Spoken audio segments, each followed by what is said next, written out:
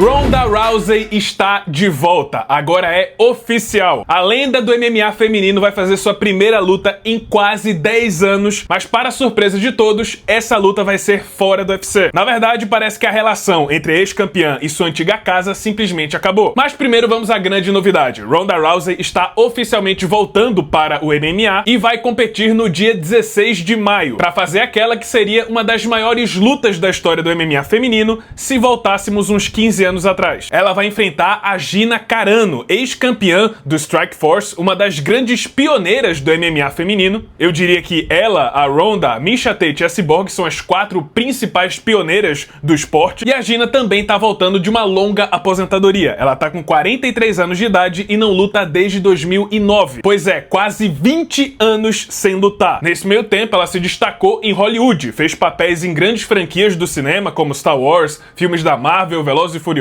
enquanto a Ronda, 38 anos, que não luta desde 2016, quando foi derrotada pela Amanda Nunes. Nesse meio tempo, seu grande destaque foi a sua participação na WWE. E olha só, a luta não vai ser no UFC, vai ser realizada pela Netflix, que vai fazer seu primeiro evento de MMA em parceria com a MVP, a empresa do Jake Paul, a Most Valuable Promotions. E agora vamos em partes. O retorno da Ronda não é exatamente uma surpresa, até porque ela já vinha postando vídeos voltando a treinar MMA depois de vários e vários anos. Na verdade, até a própria Gina Carano também vinha postando vídeos voltando à ativa. E pra falar a verdade, alguns anos atrás, as duas já haviam discutido que, se fosse pra voltar a competir, a luta ideal seria essa, as duas se enfrentarem. Então assim, o retorno da Ronda não é exatamente uma grande surpresa. A novidade é que esse retorno vai acontecer fora do UFC, algo que ninguém esperava. Até porque essa era a grande aposta. Não parecia ser coincidência que justamente no ano em que o UFC anuncia o card na Casa Branca, a Ronda Rousey magicamente volta a lutar. Justamente no período em que o Dana White estava falando sobre as possíveis estrelas que podem participar da Casa Branca, a Ronda Rousey volta a vestir as luvas. Não parecia ser coincidência. E olha, parece que de fato não foi coincidência, porque houveram negociações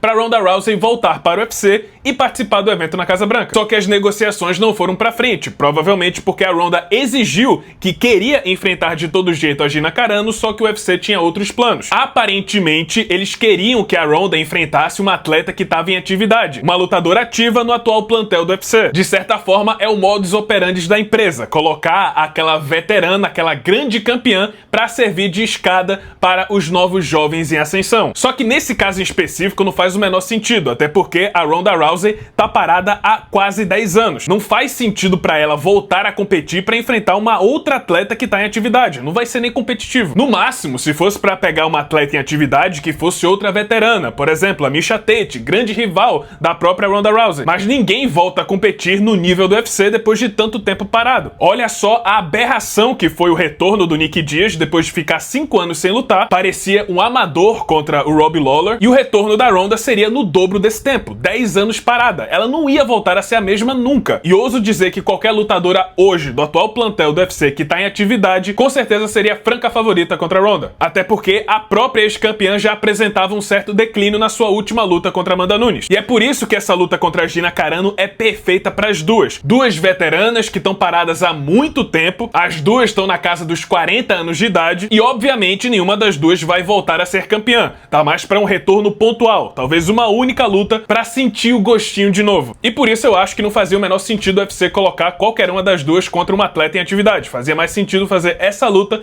nesse evento festivo. O problema é que o UFC não gosta de coisas pontuais. Eles preferem algo que vá dar continuidade. Mas já era. As duas agora vão se enfrentar sob outra bandeira, que vai ser o primeiro evento de MMA transmitido pela Netflix, em parceria com a MVP, a empresa do Jake Paul. O que pra mim é um detalhe interessante, porque de duas uma, esse pode ter sido o motivo da Netflix não ter fechado com o UFC, porque eles queriam começar a própria organização, ou dois, isso é uma compensação por não ter conseguido fechar com o UFC. E sendo sincero, acho que essa foi a maior decepção do retorno da Ronda Rousey. O fato que ela vai lutar fora do UFC. Eu já falei isso aqui, existem lutadores cuja notoriedade tá muito atrelada à bandeira do UFC. E fora dessa bolha, eles não atingem o mesmo sucesso. O maior exemplo disso é o Francis Ngannou, que na sua maior luta de boxe fora do UFC, teve 1/3 da audiência da sua pior disputa de cinturão dentro da da Ultimate. Tudo bem que a Ronda é uma estrela global, ela é muito popular, principalmente nos Estados Unidos. Ela realmente não depende tanto assim do UFC para ser famosa. Mas eu creio que o retorno dela em si dependia muito do UFC. Afinal, os fãs não estavam ansiosos para ver o retorno da Ronda, estavam ansiosos para ver o retorno da Ronda ao UFC. Não era para ver qualquer luta dela, era para ver ela voltando a competir no Ultimate, onde ela sempre competiu. Por isso eu acho que essa luta na Netflix pode não ser esse sucesso grandioso que todo mundo tá esperando. E acho que vão ter que rechear bem esse card para poder compensar. Sobre a luta em si, vou deixar para comentar em outro vídeo, mas eu acho que tem tudo para ser um verdadeiro desastre. E eu vou explicar o meu ponto no próximo vídeo. Mas é isso, esse foi o vídeo, espero que tenham gostado. Se você gostou, deixa seu like, se inscreve no canal, já ativando o sininho das notificações para não perder o próximo conteúdo. E é isso, muito obrigado por terem assistido e até a próxima.